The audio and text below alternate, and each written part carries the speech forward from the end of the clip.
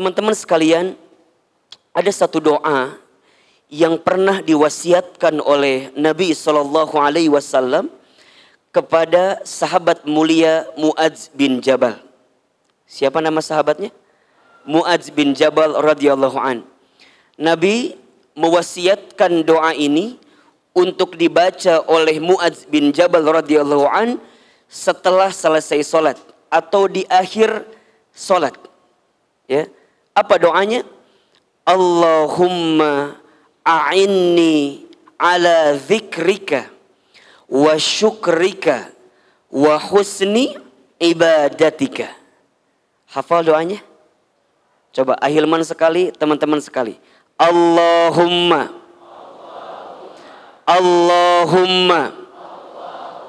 a'inni ala zikrika wa syukrika wa husni ibadatika. Perhatikan, dalam doa ini ada 3 hal yang kita minta kepada Allah Subhanahu wa taala, yang dalam doa yang disebutkan di sini kita berharap Allah memberikan apa yang kita minta pada doa ini. Ada 3 yang kita minta. Apa di antaranya? Yang pertama, jadi ada 3 yang kita minta, 3 permintaan.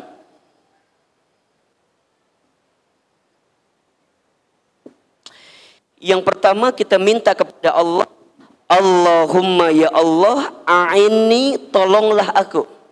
Ya. Ala zikrika, untuk mengingatmu, menyebut namamu, berzikir kepadamu. Jadi yang pertama yang kita minta adalah hari-hari kita diisi untuk senantiasa ingat dengan Allah, mengingatmu.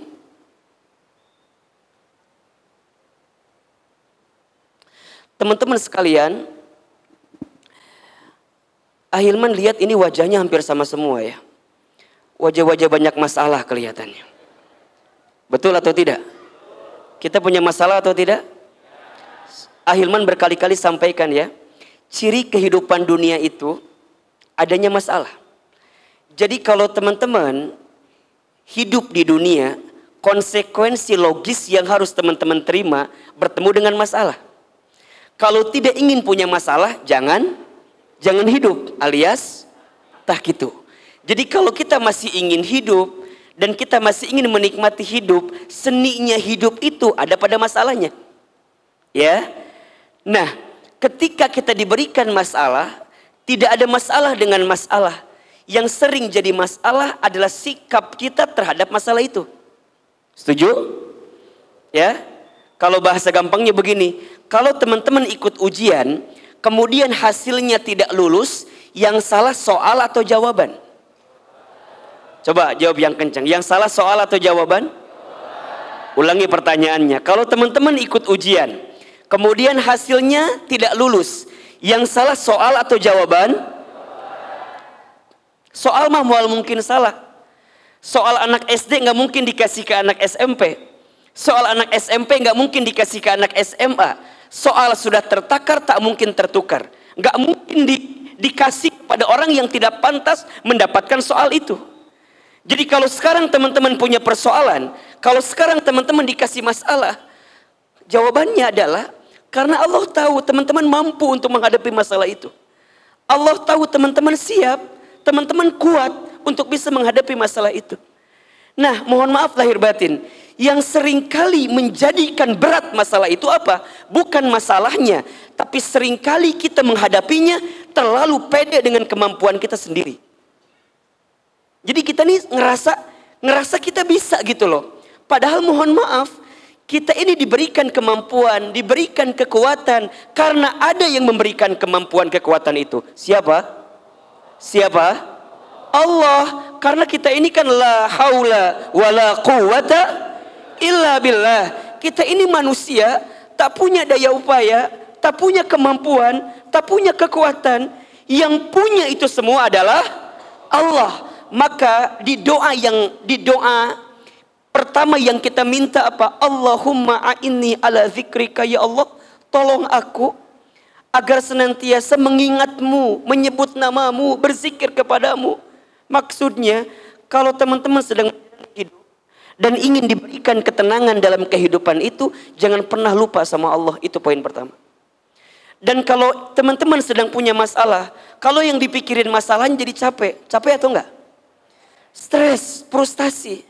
Tapi kalau teman-teman ketika dikasih persoalan, langsung ingatnya ke Allah, maka teman-teman akan diberikan ketenangan hati. Setidaknya apa? Teman-teman akan bilang begini, masalahku berat, iya. Tapi aku tenang karena aku punya Allah yang maha besar. Aku baik-baik saja karena ada Allah bersamaku. Itu yang dia dikuatkan dalam hatinya. Sehingga akan terbersit dalam pikirannya apa? La tahzan innallaha ma'ana. Jangan sedih, sesungguhnya Allah bersama dengan kita. Dan itu bisa terjadi ketika pikiran kita, lisan kita, hati kita yang terbersit adalah nama Allah Subhanahu wa ta'ala. Jelas sampai di sini? Jadi kalau kita punya masalah, jangan sibuk dengan masalahnya, tapi langsung ingat Allahnya. Karena Allah tidak mungkin memberikan beban kepada kita melebihi batas kemampuan kita. Dan kita harus percaya, boleh jadi Allah titipkan persoalan kepada kita karena sebentar lagi Allah ingin tingkatkan kelas kita. Allah ingin naikkan derajat kita. Atau mungkin sebaliknya, karena ada dosa yang sering kita lakukan. Dengan adanya masalah, Allah sedang hapuskan dosa-dosa kita yang mungkin sering kita lakukan sebelum ini. Jelas sampai di sini? Baik. Yang kedua, kita minta apa kepada Allah? Wasyukrika, bersyukur kepadamu. Masya Allah.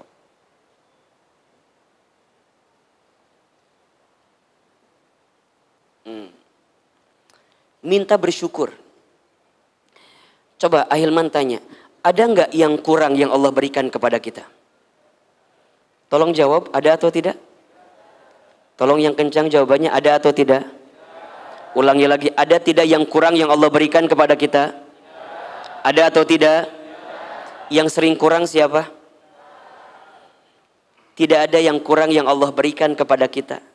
Semua sudah diciptakan oleh Allah yang maha adil dengan proporsi yang sempurna. Betul apa enggak?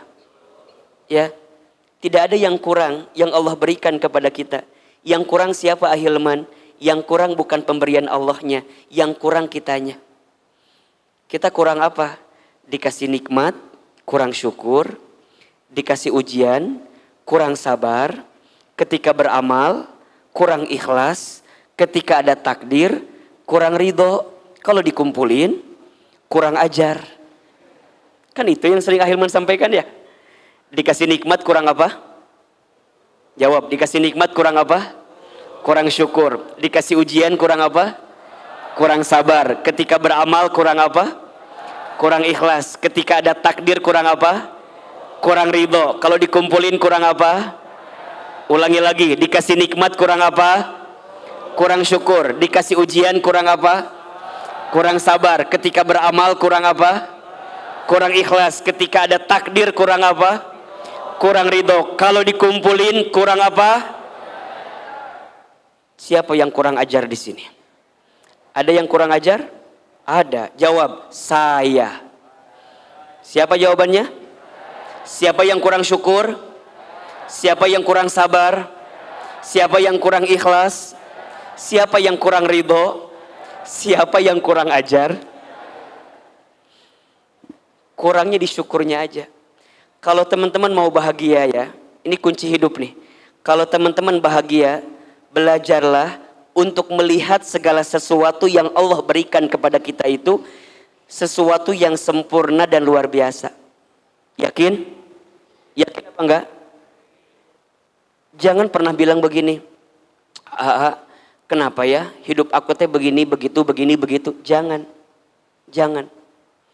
Ana inda dhonni abdi bi, kata Allah dalam hadis kursinya. Aku sesuai dengan prasangka hambaku. Jadi apa yang teman-teman sangkakan kepada Allah, maka itulah yang Allah juga berikan kepada kita. Maka prasangka kita harus baik. Ustadz, tapi kan keadaannya nggak baik-baik saja. Kata siapa? Tidak baik itu dalam kacamata siapa? Iya nggak? Tidak baik dalam kacamata kita, tapi kan kita nggak tahu. Boleh jadi dalam kacamata Allah itu yang terbaik. Wa asa an takrahu syai'aw wa huwa khairul lakum Wa asa an tuhibbu syai'an wa huwa syarrul lakum. Wallahu ya'lamu wa antum la ta'lamun. Boleh jadi kamu membenci sesuatu, padahal itu baik bagimu. Boleh jadi kamu menyukai sesuatu, padahal itu buruk bagimu. Allah lebih tahu, Allah Maha tahu, sedangkan kamu tidak tahu. Allah lebih, kita tidak. Ulangi, Allah Maha, Allah lebih, kita tidak. Maka jangan jangan sok tahu atuh. Maka nanti kalau teman-teman sudah bisa bersyukur akan naik levelnya. Bersyukur itu bukan karena semuanya baik-baik saja, tapi bersyukur itu karena kita percaya selalu ada sisi baik di balik sesuatu yang kita anggap tidak baik. Catat status hari Senin itu ya. Hari apa? Jadi bukan karena semuanya baik-baik saja, bukan. Tapi kita percaya di balik sesuatu yang kita anggap nggak baik pasti ada kebaikan. Karena Allah nggak mungkin ngasih yang nggak baik untuk kita, betul? Kita aja yang suka nerimanya dengan kacamata yang nggak baik. Kita aja yang suka kali melihatnya dengan pandangan yang tidak baik. Padahal boleh jadi ada hikmah di balik musibah, ada pelajaran di balik ujian. Kadang-kadang kita itu harus ngalamin dulu terjatuh, jadi tahu jatuh tuh nggak enak, jadi tahu jatuh tuh nggak menyenangkan, agar kita bisa bangkit setelah jatuh itu. Maka tidak penting seberapa sakitnya kamu terjatuh, tapi yang paling penting seberapa kuat engkau bisa bangkit dari jatuh itu. Catat, hari Selasa itu statusnya itu. Jadi yang pertama minta sama Allah untuk nginget Allah terus. Allah dulu, Allah lagi Allah. Dan yang kedua apa? Banyak bersyukur kepada Allah. Jadi yang ketiga, nah lihat. Setelah kita mengingat Allah, bersyukur. Nah ini nih, wa husni ibadatika. Kita minta sama Allah untuk bisa apa? Memperbaiki ibadah kita.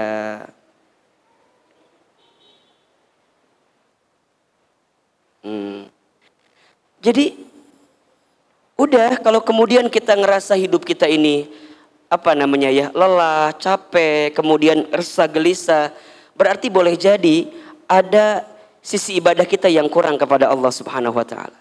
Maka menyambung dari doa ini menyambung dari doa ini masuk kepada topik kita sore hari ini tentang apa? Ada untukmu ya. Ada untukmu. Ada yang tidak akan pernah meninggalkan kita.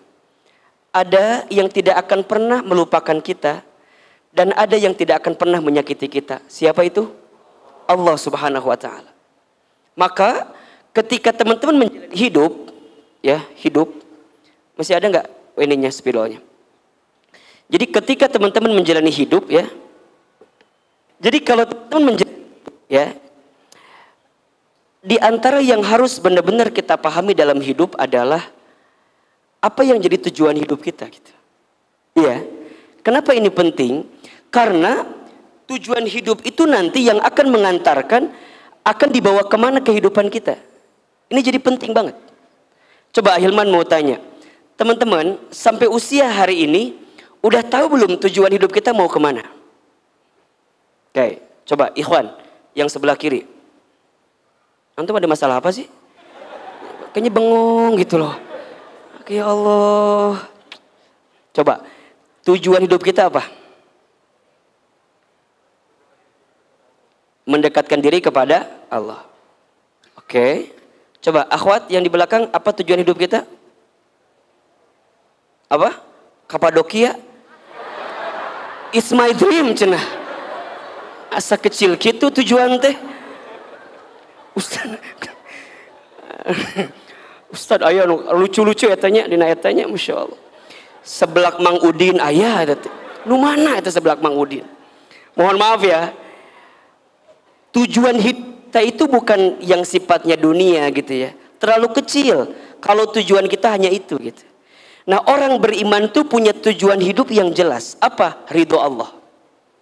Apa tujuannya? Ridho Allah. Dan ini yang menjadi tujuan utama hidup kita. Kalau Allah sudah ridho dengan kita, maka kita mendapatkan apapun dalam kehidupan kita. Jadi hari ini teman-teman ngaji, hari ini teman-teman ibadah yang lain, hari ini teman-teman hidup beraktivitas apapun itu, yang teman-teman pengen apa? Ridhonya Allah. Dan ridhonya Allah ini melebihi apapun. Bahkan seringkali kita menjawab kita ingin masuk surga gitu ya. Surga itu ya akan bisa kita dapatkan ketika kita mendapatkan ridhonya Allah. Maka yang namanya ridho Allah itu lebih tinggi daripada surga sendiri pun. Coba dibuka surat At-Taubah ayat 72. Di sini Allah sampaikan kepada kita ya bahwa ada janji yang Allah siapkan untuk siapa Ahilman? Untuk orang-orang yang beriman. Maka ketika teman-teman hidup ya, pernah Ahilman bahas di pertemuan sebelumnya, ada dua hal yang tidak boleh teman-teman lupakan, tinggalkan, dan tidak boleh teman-teman hilangkan dalam hidup. Karena dua hal inilah yang akan mengangkat derajat kita. Apa itu? Yang pertama iman. Yang kedua apa? Ilmu. Ya, pernah Ahilman bahas di pekan-pekan sebelumnya tuh. Jadi ada dua hal yang akan menjadikan kita diangkat derajatnya, dimuliakan hidupnya. Apa? Iman dan ilmu. Makin meningkat imannya, bertambah ilmunya, maka Allah muliakan hidupnya. Surat Al-Mujadilah ayat 11. Yarfa'illahu alladhina amanu minkum walladzina utul ilma darajat.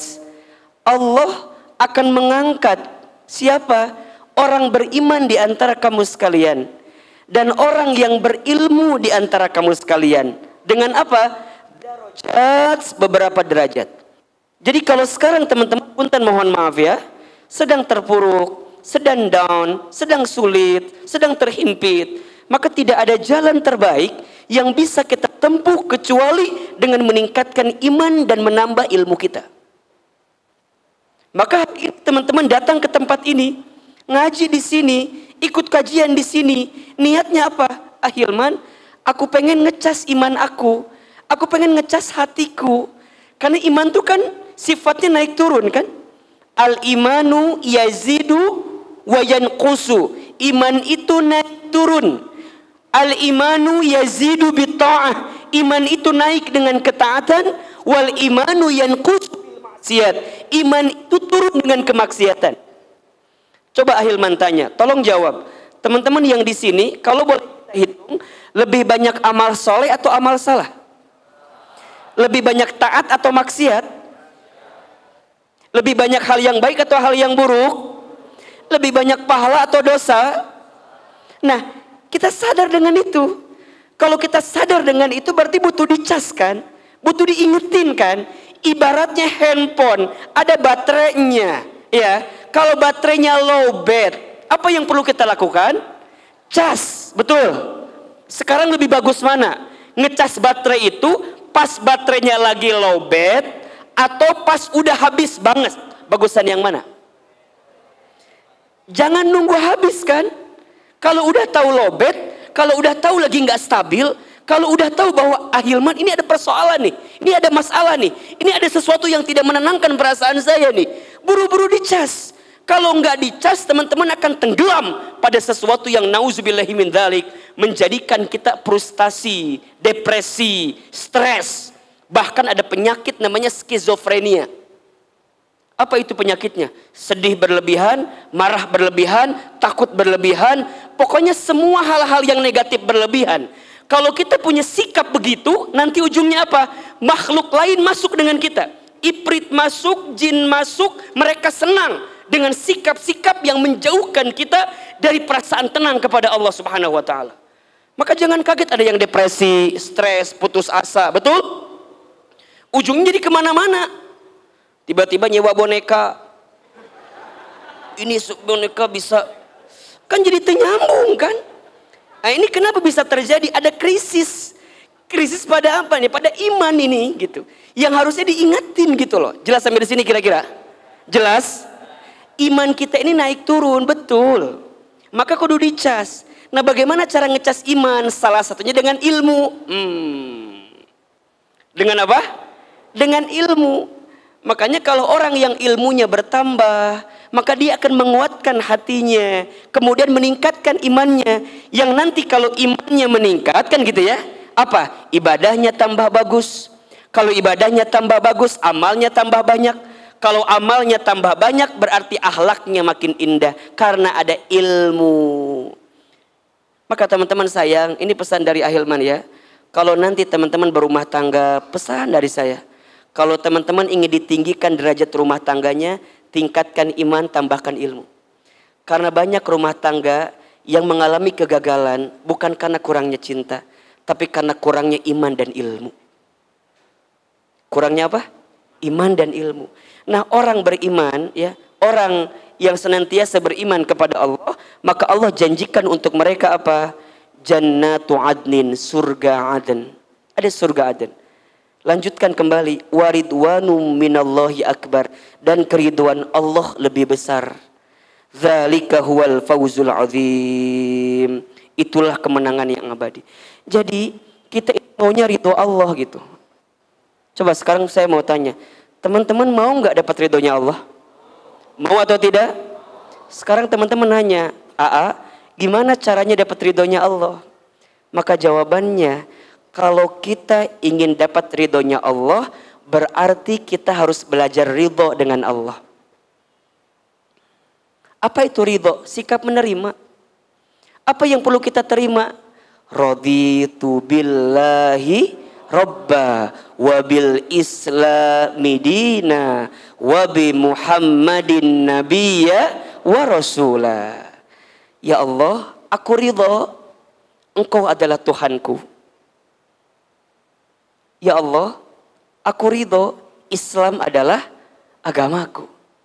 Ya Allah, aku ridho Nabi Muhammad SAW adalah Nabi dan Rasulku. Kan gitu? Jadi kita kudu ridho. Berarti kalau ridho di sini gimana Ustaz? Berarti kita ridho perintah Allah. Kalau Allah memerintahkan sesuatu ya kita kerjakan. Karena bukti ketaatan kita sebagai bentuk ridhonya kita kepada siapa? Allah. Allah melarang kita sesuatu maka kita tinggalkan. Ini bentuk ridhonya kita kepada Allah. Jelas sampai di sini? Jelas?